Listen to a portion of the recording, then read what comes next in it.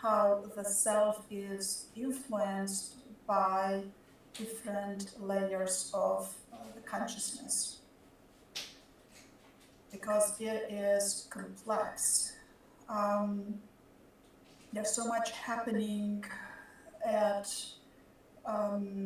global level. There's so much happening at a higher level in, especially in this country that I'm familiar with in United States. Nothing that I've witnessed, not that I ever witnessed, not at this scale, at least not at this scale. So what I want to go over today is this layers of how, the dimensions of the self, and how the self, as the entirety of the person who I am, of who you are, is influenced by different layers of the consciousness. There are several different layers. But I'm going to start here with what we know about the self and how we understand ourself is pretty much in this image over here where my mouse is going circle round and round. So what we think of how we are conscious about our image of who we are is right here in this bigger circle in the purple color, which is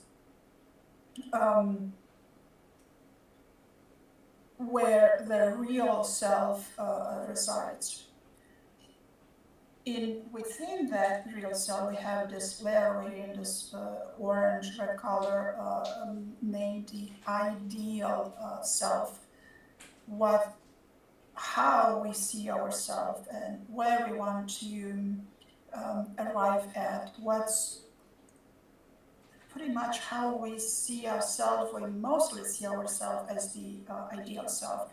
And this is a good thing because we want to arrive to that ideal self part of who we are. And then in within all of this other resides this dreaded self, the ego. So these three particular dimensions of the self very well represented by William James, the father of functional psychology. And it becomes very easy to explain your layers of the self, your layers and my layers, in a simpler to understand format. So in this layer of the dreaded self, we spend a little too much time on this layer. A lot of different scholars refer to this layer of the dreaded self as the ego, and ego is getting such a bad rap, and everybody beats on the ego, and eventually with a different presentation I'm gonna explain to you why we shouldn't be that much on an ego, because ego is an important part of who we are. So the dreaded self is pretty much the part of the self that we haven't actualized yet, is that which we are not good at. That kind of goes hand in hand with having an ego, but the ego is being proud of yourself at your layer, at ideal self, and at a layer of real self is very different than the ego that is easily, what the word do I want to use, that is proud in a manner that is easily triggered by what needs to do better, right? And then, of course, we have the unconscious self. Everybody has an unconscious self. And with the personal growth and development, we get to resolve all of the dreaded self, and we get to uncover a lot of the unconscious self to better fulfill the ideal self, so we can better understand the real self and approach life from, through, and around this level of the real self. So what happens after all of this unique individual? There is, as we grow up, we are influenced by, and we should be, by our family, school, church, neighbors, everything that we, friends, everything that we have, we come in contact with. And that's a good thing. Our family teaches us right from wrong. Schools teach us more about life and different subjects, and eventually takes us to the career that we want to arrive to, something that we're good at, that we want to do good through, give, provide, offer our gifts to our fellow human beings. And the church is also very important in our life, teaches us the morals and right and wrong and all that. On top of that, then we have this, on top of this family, school, church, friends layer, we have the other layer of the consciousness that we live in. It's our neighborhood, our city, our country. And that influences right here, especially the dreaded self, influences the real self, ideal self, dreaded self, unconscious self, tremendously, and it does that for everybody. And on top of that, above that, then we have a global, planetary, or collective layers of the consciousness, planetary consciousness. And in within every single of this layer, that is something that Carl Jung termed as the collective unconscious. The collective unconscious includes a lot of archetypal experiences, a lot of archetypal thought patterns, thought feeling patterns. So how do we understand that? Well, this image will help right here. This is space-time, the fabric of space-time, and gravity curves the space-time. This is the Earth and this is the Moon. So as the Earth curves, affects, puts a dent into the fabric of the space-time, so do all of these layers of consciousness affect and put a dent into our self-image, into who we are, into the real self, ideal self, dreaded self, ego, and unconscious, and affects how we think, how we behave, what we value, what we believe, all the way down to our automatic habits. And some of these automatic habits, we do not want to have them being, what's the word, to be installed, made available to us from some of the consciousness from these other layers. Because a lot of the wrong and a lot of the unhealthy consciousness patterns, thought feeling patterns, archetypal experiences from all of these other layers of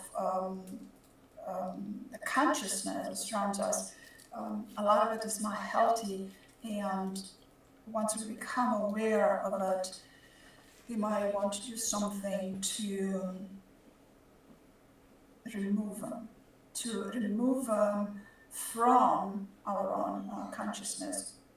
So as all of this unhealthy pattern, they put a serious dent in our consciousness, the space-time continuum of our own consciousness. You can look at it as a tea bag right here.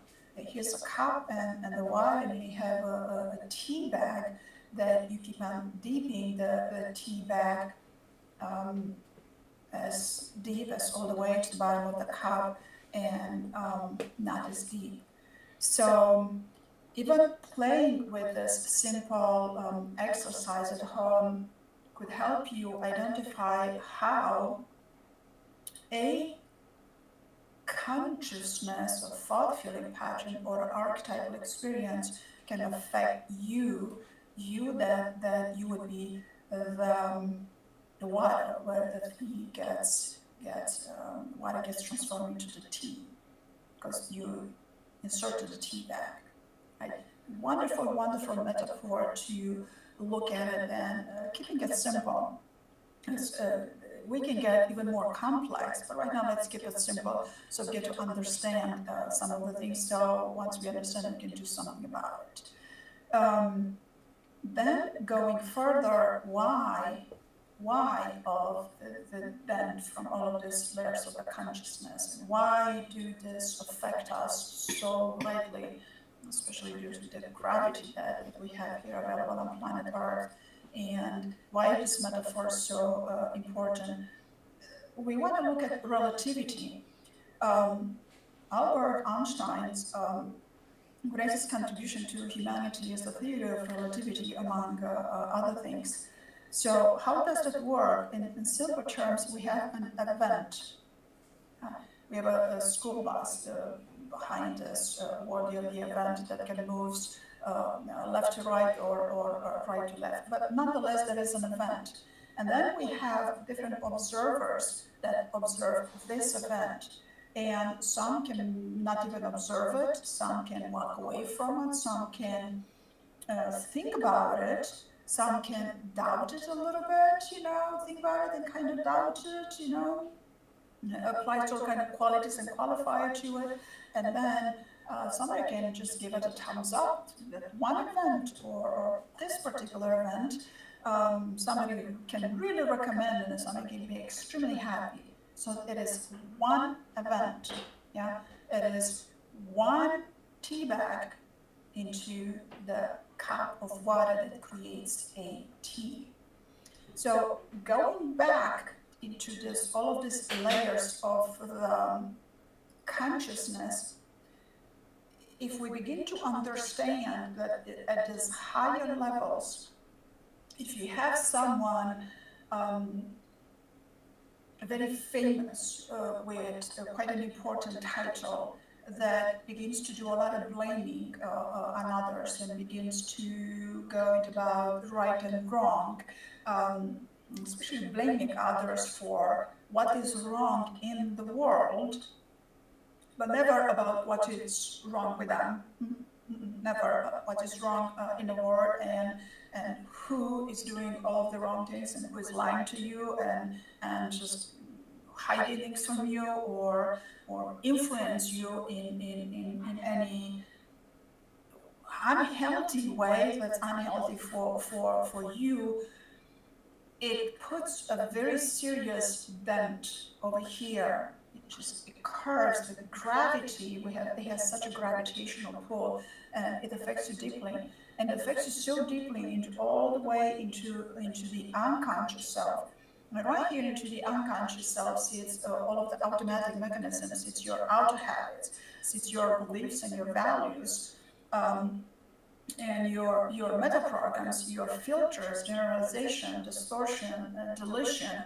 And this is such an important part of who you are, and you want to have this at the unconscious level because that's how human functions, that's how you function. You want to have them at that unconscious level, but to have all of this affected by, for all of this to get at a point of reference that comes from this higher level of consciousness that it's unhealthy, to come from someone that is so famous and powerful that keeps on blaming everything under the sun, that begins to trigger something within you, especially that every single one of us has experienced wrongdoing. We have been wronged with something throughout our life.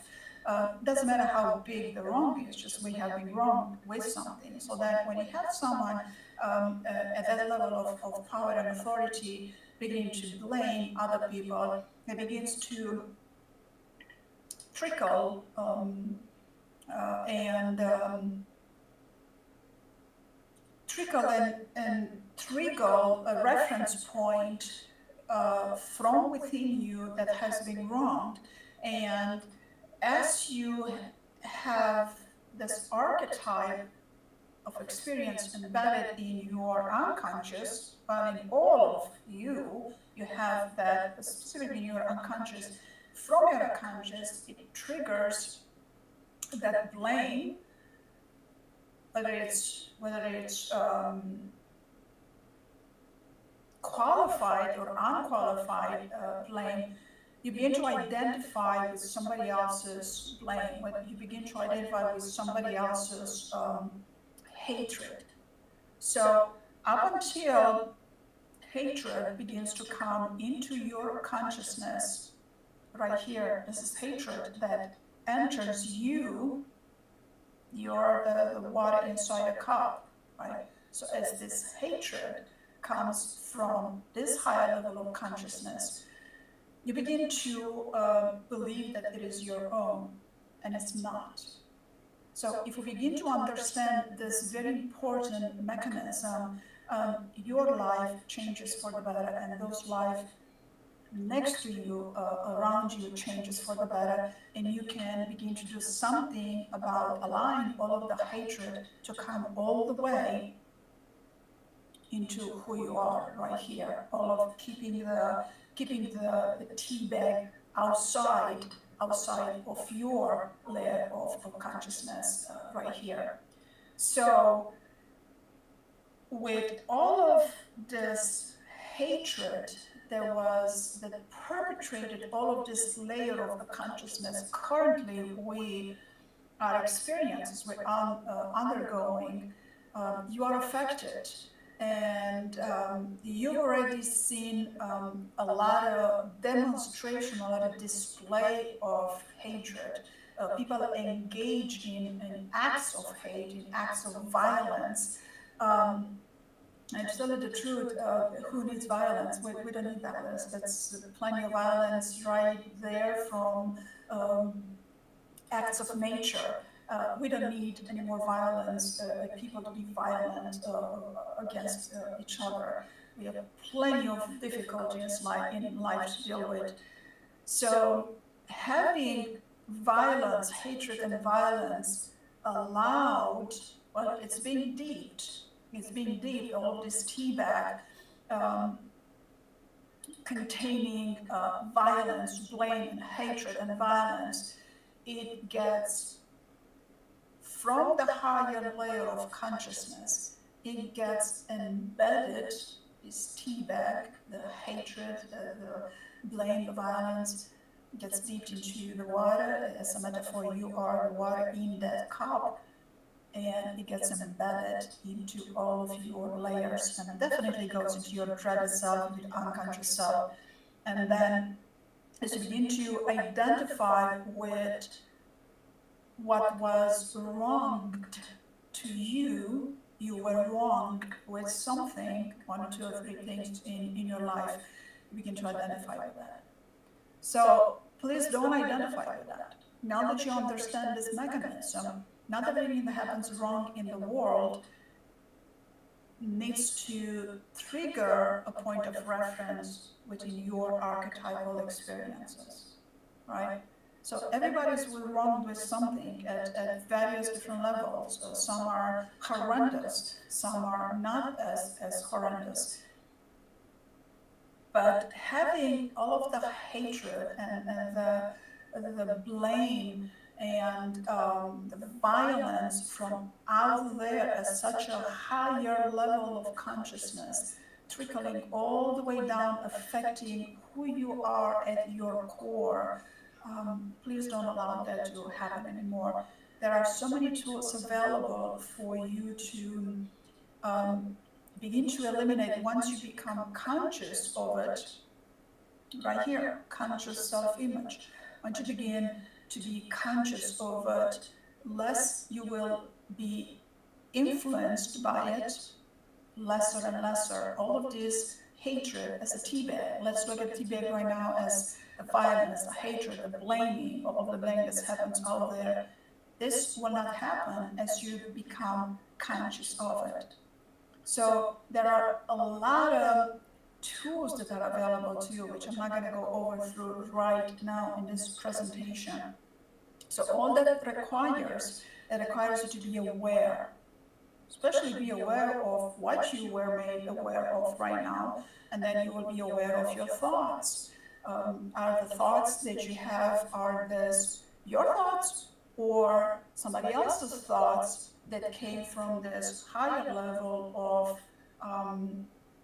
consciousness, that somebody told you that that's what you should do. So be aware of your thoughts. Just for right now, just be aware of your thoughts. Pay attention, place attention on your thoughts.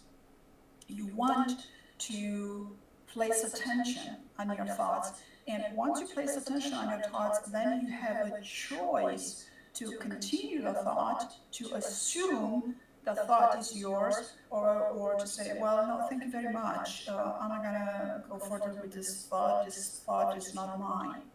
And that's the action that you took because you choose to engage with a thought or not engage with a thought. And after that, you continue to be aware of how well you did engage with a thought. And this is a circular motion for right now. This, we can go into this complexity with several different exercises that are quite very pleasant to go over.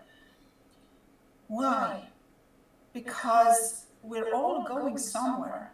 We're all going, we want to achieve this ideal self right here into this red-orange area, this ideal layers of the self. So the most important thing we ever do in life is to get to know ourselves, especially our processes. Getting to know our processes, takes a little bit of while, takes a while, and especially very few are aware that everybody has their own processes. Your way or somebody else's way, you can look at it as a way of, but processes are a bit more complex than as a way of. So all of this of who you are, all of this ideal self right here in orange, red orange, you're going towards. And as you're going towards that, as you're walking right here at the bottom, it says your dreaded self, right? You're walking away from the dreaded self to your ideal self, to your realized self, to your ideal self, realized self, the real self that you are. That's where you're going towards in life, whether it's, we perceive it as going up the stairs. And where exactly are you going? So are you going towards hatred and violence and blaming and control and domination? And when you blame something, you don't take accountability for the steps that you can take, yeah.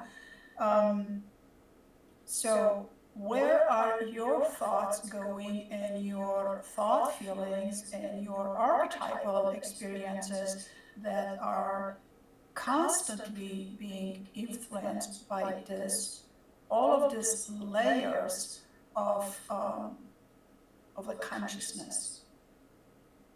So one thought feeling out there in a planetary or in a country, city, globe layers of the collective unconscious, where it gets in the collective unconscious from an experience. So that experience can be created by a single thought from a single person that begins to multiply.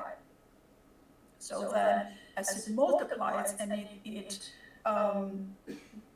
enters the consciousness of, it gets bigger and bigger, and then you begin to be engulfed in it. So as you begin to understand this, a lot of things will begin to make sense, and you can make choices that are good for your health, for your well-being, right?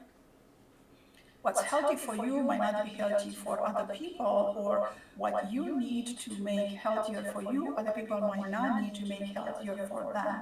That's all relative right now. Health. So as we are here on planet Earth, gravity is one of the very important aspects of planet Earth. Other planets do not have gravity. And all of this gravity pulls something down. So as all of the layers of the consciousness out there will be pulled down in who you are, in who you perceive you are, in that part which you don't like you are, and then you think you're doing something about this dread self by identify with somebody else's blame, hatred, or violence. You think you're doing something good. Well, nothing good comes out of violence. There's plenty of violence out there on planet Earth, other than coming from an individual, other than coming from a human being. So once you understand how this sits in your unconscious and all of the layers of the self, real self, ideal self, dreaded self, unconscious self, be aware, get to know what archetypal experiences, what thought feeling patterns are you influenced by, and do something about it. And don't allow violence and blame and hatred to affect you, who you are, because you believe somebody else that is famous. You yourself have the most power and authority over who you are, what you do, what you think, what you feel, and choices that you choose, even unconscious choices. Right?